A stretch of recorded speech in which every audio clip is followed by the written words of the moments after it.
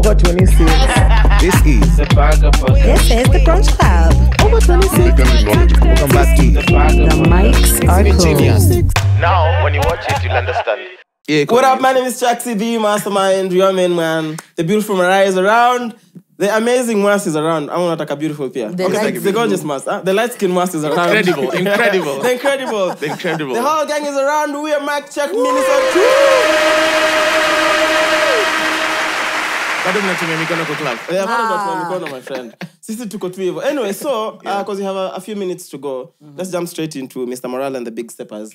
Mariah, you had a better breakdown. Listen. What was the skiza? Miss Skiza. How? I thought we agreed. May 13th, we're not taking calls, we're not texting nobody, we're listening to Kendrick. You agreed with your husband? My wives. You guys said yes. Chaxy has been surrounded by kids the whole What did I weekend. tell you? I told you how I Alienda did. kuicheza hivi kwa gari akasema oops. Yo, I think she noticed and then akalenga tu. I was like, oops, I'm sorry. Oh. Yo, if you've not listened to it, just don't listen to it around kids. Yeah. Because it begins on a very high note. Yeah, literally. Literally, yeah. So let's Tell us about it. So, my take on the album would be basically it sounds like a therapy session, and it is therapy to some extent. So the songs that did it for me was definitely Mother, Sober. So he's talking about. I even remember the names of the songs. Yeah, because those are songs that really they Mariah really has hit done home. nothing the whole weekend. Yeah, just listen to it. Yeah, those songs they really. But no, hit Mariah home. an album drops with 30 songs. Yeah. Exactly 30 minutes later, she has a blog post. I'm like, how fast do you go through an album? No, I did listen to it when it dropped. What does your husband think about it? Mwass, why do you want us to fight? Why? Kuna msee mwingine amesikiza album? Okay. Oh, you guys have. So, Okay. So if you agree with how you do this, if you don't, you do this. If you don't, ukifanya hivi, what will you press ukifanya hivi? Nitakuwa hapa tu. This album was therapy for me. Mse pale ako like, I still hate my parents. Oh my gosh. Sorry, So definitely Mother Sober, and in this song he talks about his mom's abuse and the things that she had to grow up seeing and whatnot, like the way she's still stuck on a few things that happened in her past, to a point where he mentions about one of his cousins who the mom thought had touched him, and she kept forcing him to did he touch you? He's like, no. And even still to this day, the mom keeps telling him, like, if he touched you, just tell me. And he's like, I'm telling you, it never happened. So now he says that he understands that probably it's because of the things that happened to the mom in the past. That's why she's still very hell-bent on the things that she believes. And once something is stuck in her mind, that's what she rides with. And yeah, he's just saying he's also trying to make her understand that she also needs to unpack some of the issues that she's going through or has gone through in the past and just heal. So next is Father Time. You're literally go through them. No, not all of them. I'm just going to mention the songs. Okay. Do I need to listen to it now? So these are the ones that stood out for you. Okay, cool, let's go. Okay. So there's Father Time, and he talks about the way fathers play a very major role in society. And he talks about how growing up with his dad, it was very weird because his father always made him suppress his emotions. Like this stuff, you're a man, your work is to get money. Like, what do you mean you're crying? And, and he gives a reference here, the Drake and Kanye situation. Like, when they made peace and he's like, hey, you guys are grown. Me, I would never. Like, that I'm not about that life. So anyway, he just says, like, now, being a dad, he's starting to see that, you can be emotional. And the dad being so hard on him made him to, like, he couldn't express his emotions to a point where he was cheating on his fiancée. And everyone just admits to cheating nowadays. It's many. Kendrick alikuwa kwa album akisema many. I don't cheat frequently. Like, bruh. I'm listening to Mariah go through these songs. I'm like, can we listen to that album together? Because this is music. Mariah is breaking it down. It's like she read a story, bro. Yeah. This is actual lyrics. Yeah. Rick had actually said he's going to host a listening party. Here? Rick had said for Kendrick? host. Yeah. In the studio downstairs with the noise speakers. Oh, shit. So, are we doing it? We definitely should. Yeah. Okay, we'll hit up Rick. So then there's also Anti-Stories, Anti-Diaries, where he talks about his uncle who was a transgender, but now she's like changed like fully. And he just talks about, when growing up, when people used to see him as this weird person, to a point where even his own siblings used to segregate and whatnot. And he's now like, and he gives, there's a line that he says, and he's like, till white women are allowed to say the word nigger. People look at Mwass as well, as you're describing. Just relax on me the whole time. I'm like, it's another person. Hey. I'm in the podcast, guys. I'm gonna just his album. My bad. Jeez. No, Chaxy has never received that much eye There's a contact. lot of intensity, bro. So basically, he's just like, till white women are allowed to say the word nigger, we shouldn't be allowed to use the word faggot, and even like, and he talks about even like, just simple respect as just addressing them by their pronouns and whatnot. And that's basically that. Then there's 50 million other songs, and basically he's just talking about his life in therapy. Apparently he's been in therapy for 1,855 days. Sheesh. And how it's just really transformed him, and it's opened his mind. And he also addresses the hip hop culture with the way they're always looking for healing in superficial things, like the next Rolly fucking the hottest bitch. Rolly would make me feel nice, though. I'm not lying. For a minute. Like an actual Rolly. For a minute. Nice, yeah. But if you keep and the song N95, I feel like I feel for me it's a hit song, but I like that it's still very deep. And he's like, everybody knows that N95 is a mask. So he's May I like, thought of the Nokia. I don't know. It's because Kendrick he doesn't have a phone. So nah, like an the old N95, phone. that's the the mask. So he's like, it's high time people took off their masks and looked in the mirror, like, see your ugliness, face your ugliness, heal your ugliness. So basically, from this album, we're not going to hear Kendrick in the clubs. Like, no new Kendrick for the clubs. No, there's Silent Hill. That's a bop with Kodak. That song is a bop. So maybe you might. them to be the real you.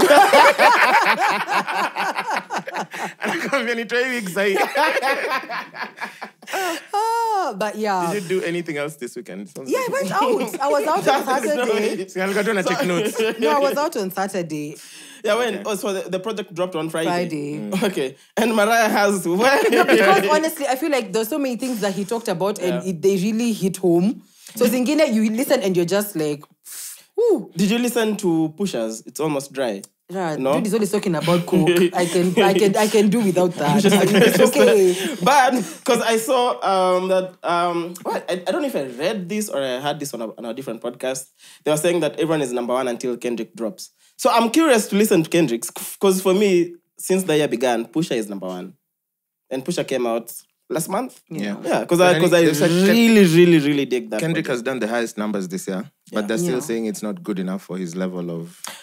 Because they're talking about, because they consider, maybe because people have this perception that some of the songs should already be on mainstream. And I'm like, dude, he's past that. Like, he really doesn't care what goes mainstream or what doesn't. But also, I'd like to know the metrics for how they measure numbers. Because Kitambo, it would be actual record sales. Yeah. Because guys would have to line up on the stores to go get actual vinyls or records. So it was easier to know. Squeezy Kwanzaa, there's a mix with March that is still counted as week one sales. The metrics is weird. Because how do you account for actual sales?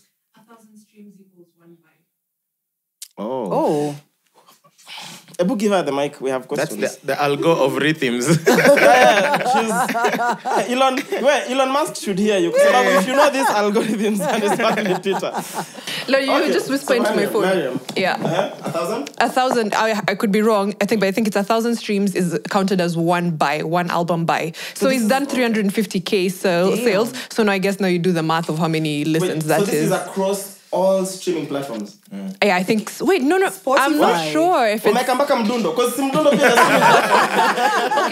that part I'm not sure about. I'm not sure if it's an aggregate from all streaming services, but that's actually a really good question. Yeah. I would think it should be an aggregate. I think it should be an aggregate. This is from Deezer, Apple Music, Apple, Spotify, true. And then the other thing is who's making these charts? Like who says the 350K sales? Yeah. Who is the aggregator? Because then that also factors into what they're considering and who they're looking out for. Out when you'd see plaques with South African musicians online, I thought it was normal numbers, like for 500K is gold. Ukoni gold is like 20K something. I'm like, I come they have their own metrics. I swear. As you have to adjust for your population. Makes sense. Adjust for population. You can't say you go platinum at 500K and you're in a country of 6 million people. True. Kiddo. The states there are 400 million zuko nini. So in a country like Togo, if you do the listening party, Togo has, what's the population for Togo? I don't know. Who has the cards? But why did you pick Togo though? It's the smallest country in Africa, ma? Let me see. But wanaweza kwa Kisii wamezaana. Togo. Uganda is actually smaller than Kenya, but the population is bigger. It's crazy. Togo, let's see. Togo 8 million, bruh. This is Nairobi. This is literally Westlands. Just Nairobi. Or Nairobi has. Oh yeah. That's Nairobi, 8 million. 8 million is like Nairobi. Hi. Okay. So Kendrick, are you listening? Me, I'm listening. I got some flack on Twitter because I trolled Kendrick and then my tweet landed. Why the fuck would you? I didn't troll him. Yeah. I just made a funny tweet about like over explaining his album art or something. I Guess saw who that fell tweet. for it? That was funny. So you aren't the only person who said it got CG where, and then people are like, you Kendrick stands as CG. Nini. I got some flack. I'm like, bro, it's a It was joke. a joke. You're like, I'm just stuck in the airport Man, somewhere. say, I'm just bored. Sunny do. You have all the time. Anyway, man, shout out to Kendrick, Mr. Morale and the Big Steppers. 5 years since we last had an album. in So Ghana I'm definitely listening. Yeah. And then maybe we'll come add to Mariah's comprehensive, but then there's nothing to add after Mariah. That is the most comprehensive album review I've ever had. I made review from a personal perspective. Now, kumbuke, if I didn't cut Mariah short, as per our conversation, Jana, Mariah, I feel like she went through 10 songs. She's like, so this song. I'm like, why? They're like, we're ready. Spoilers! If this song, Kendrick was in Ghana. I'm like, but Mariah, Kendrick came to Ghana after the album. Kendrick Yesterday. announced world tour na amefanya tu the triple. North America, Europe, Australia. How's that world? And then it took 3 continent tour. Yeah. No. There's no Asia, because Asian countries No can afford Asia. Kendrick. Maybe they'll afford. Maybe they'll add. Yeah. But honestly, the only reason why they can't do tours in Africa is because we can't afford American musicians at their prime. It's simple like that. We can't. Umona Kendrick ako Ghana anacheza ball and then everyone is passing him the ball. It's so weird. Like there are teams go like Kendrick anapasia msame go like Kendrick. It's so bad, and he's so bad at playing football. No. You can see him running around and then he just gets the ball. Then someone's like, hey, he balled past me. Hey. I can't. It's funny. But anyway, shout out to Kendrick, man. So there's lastly, do we have any more time? We have some time. So then let's go through this quickly. So the expressway was fully open to the public on Saturday, and there was already traffic this morning because of the toll stations. Yeah. Let me see. So someone called on or Peak. Sorry if I butchered your name. Says living in Mlolongo. Remember we were having this conversation about same thing with Thika Road. Soon as the expressway is done, real estate is gonna shoot in Mlolongo, Syokimau, blah blah blah. Because we are being sold the dream of it. They're going to be very accessible. 12 minutes to JKA. Yes. 40 minutes to Milan. Then tunamejana clubs. It's for the youngins wanatumia hiyo kwa approximate. So anyway, so someone posted that it's gonna cost you around 350 to and fro. This is if you live in Mlolongo and work in CBD. Then parking fees is an average of 400. Average fuel is gonna cost you 1,000 bob. In a day, you're going to spend 2,100. So if you go back and forth for 30 days, you're gonna spend 63,000 by just using the expressway. Just because you have to pay for it. I mean, okay. And if you're wondering, it's flawed mathematics, like any, but I get his point. Yeah. It's expensive. just on Are you average. paying twice? If you use the expressway to and fro, are you paying 350? Yeah, because It's that's not the like only 24-hour toll. No, it's to and fro, right? Yeah, that's So it's 700 bob to use it to go and come back. Imagine. So if you're wondering, oh shit, like from James Gishuru, if you're going to Milan, as you mentioned, which is I'm assuming I'm just classifying that as a museum hill, it's gonna cost you 100 bob to use the expressway. Kutumia Wayakiwe Pro Max. Bro, any distance when You know what? There's an Uber driver who called it Daraja Kubwa. Hii Daraja Kubwa tutaitumia. Sorry, please say something. Say I was there. I know how it works. what do you mean you were there? I went. I went to Nairobi Expressway. From where to where? I didn't pass through kwa sababu ya listen, skiza. Kwa sababu ya the things they are saying you need to do. You need to bring your logbook hapo for registration. And to do that, many of us don't pay tax. Oh shit. So it's one way of which Why you KRA snitching on yourself, watakufuata. bro? Like many of us I don't know pay no taxes. face, Not no. something you want to say. No case, but... Look, Skiza, many of the people in Kenya, Or many. many of the people, Say many of the people. I've included myself. I'm not one of them. Again. Okay. You see, people, watu wengi, wanna file nil taxes. Okay. And then many of them, they don't have their logbooks. Few of the people in Kenya don't wanna buy gari cash. Other people, their logbooks ziko bank loan. Yeah, 'cause You see, so you can't use the express highway without your logbook. And then unabuy kama points. You see how supermarket unaenda unabuy vitu and then they tell you you have the card. So iko na hiyo kitu like points. So for example, from let's say distance fupi ni kutoka wapi mpaka wapi? Milan. Toka Milan. Milan back Captain Stella. Let's say in 150 points, they deduct the points pole pole until points zako zikisha watakuambia tena you need to. Exactly. Do you get like messages? Yeah, they'll tell you. Yeah, they'll tell you. So next time ukienda hapo kama points zako haziko, nini haitaenda juu, haitafunguka. That's why there's going to be a lot of traffic. One, there's going to be a lot of people who don't know there's a lane for guys who don't have the cards. So watakuwa tu huko, and then now everyone has to wait for you. Also, if the system doesn't work effectively, like the same way the CGR system has never worked, the E1. So people don't know their points are running low. Now, you expecting to go through and then you can't. Then now we have to wait. What happens when you get an accident, Koju? You're gonna pay 1.9 million something, for damages. What if my car is more damaged than the road? That's your business. What if I'm dead? So, if I'm gonna pay 1 point something assuming the value of my car is 400k now because of the depreciation, right? So, I'd rather run away and leave the car there. I'm gonna pay 1 point something and my car is 400k. People do the math. Unashika na karau na toile video tu afsari mtu nyonge. Unaenda home. Oh my. Why is there a fine for that road? I don't know.